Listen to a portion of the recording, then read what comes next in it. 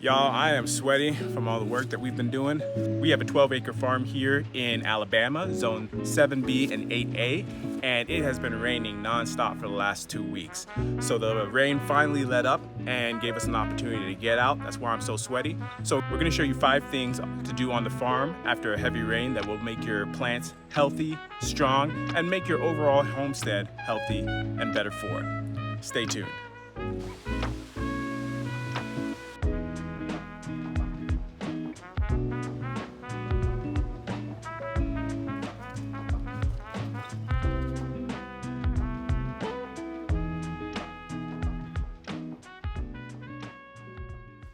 One thing you want to do, especially after a heavy rain, is get rid of any standing water. In fact, if you look closely, you can see the mosquito larvae twisting around in there and writhing.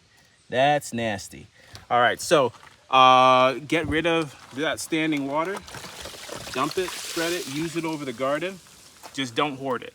We just want to make sure that we dump that water, use it in the garden, put it in a bucket with larvicide if we want to use that. Standing water in the garden, but super important. What's that? I think this was seeds once upon a I time. hope that's seeds. So we're gonna re-hay their run here. With all this rain, it's become a muddy, hot mess. And so their feet are susceptible to disease if they continually stomp around in this mud mixed in with their feces. So what we're gonna do is hay it so that it can stay nice and dry for them.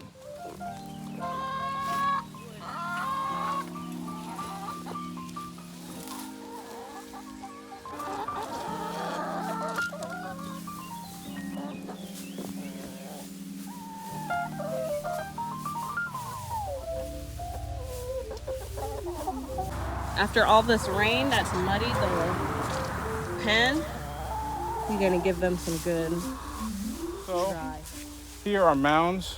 Whenever it rains, it's kind of washing away. So we're putting this hay over the mounds, kind of as a light mulch. Also in the path to keep it firm and keep it from sloughing away whenever it rains.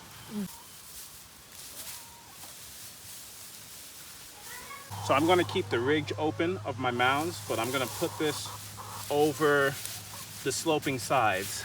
Why? So whenever the rain comes, it's less likely to hit the sides and remove dirt from my mounds.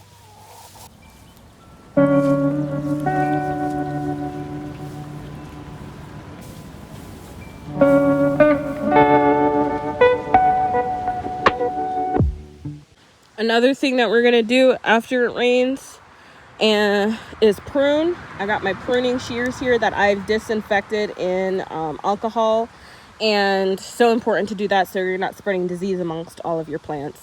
Also, after all that rain, our plants have shot up, like the cilantro here.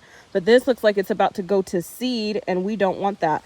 So I'm actually going to prune this down, and you want to take a look at all of your plants, and not only prune the things that are shooting up, but also prune the things that are dying, and the leaves that are really touching the soil right here. Prune those away too, because just constant contact with this soil can make it go to rot, and we don't want that, like this yellowing one. I'm gonna go ahead and do some pruning around here.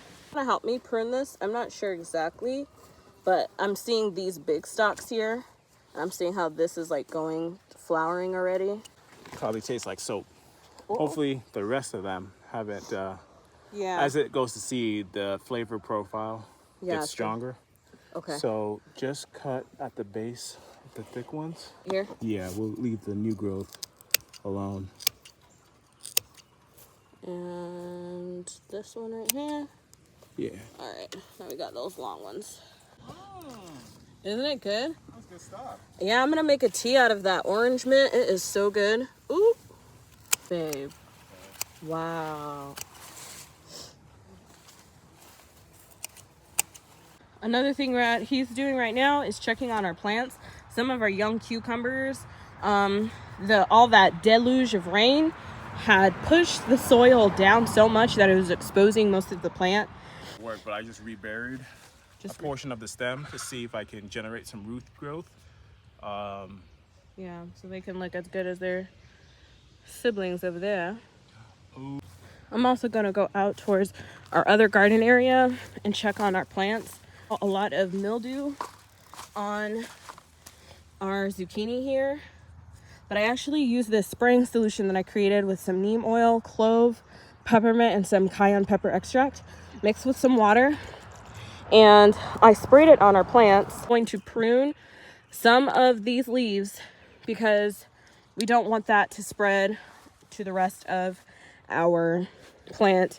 And I'm also going to use a fungicide. We have flowers and even a zucchini that's starting to grow. I want to make sure that I'm taking a close look at things. Always check also the bottom of your leaves, because those are where those nasty suckers of aphids and other insects like to lay their eggs. And you want to make sure that you're just kind of taking a look at all of that. Squash beetles are for real out here. And so I'm just taking a look at all of that. So I usually use a bigger spray bottle and fill it with a solution. If you want that exact recipe, it's in the video description box, so check it out. But I only spray my plants either early in the morning or in the evening before sunset. One, because if you do it in the hot of day, you have risk of burning your plants and causing some scorching, and you don't want to do that. So just make sure to take that in consideration in doing it in the cool hours of the day. We're not going to prune until there is no rain for the next 24 hours, because if we prune when it is damp, that is just going to be ripe for fungus, and we don't want to encourage any kind of fungus. Now we're just kind of checking them out. They have like jumped up in just a matter of days because of all the rain. So we're just checking them out.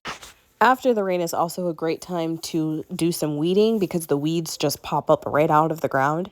And you can see my dad here, he took advantage of a cool morning and got a lot of weeding. He weeded an entire row of some of our first year blueberry orchard.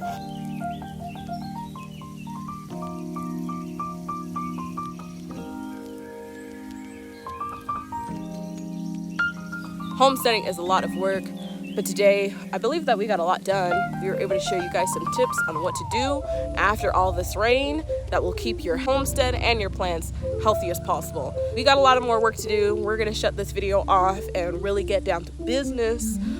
Thanks so much for watching, guys, and keep growing strong. Yes, and share this video with everybody you know. Bye.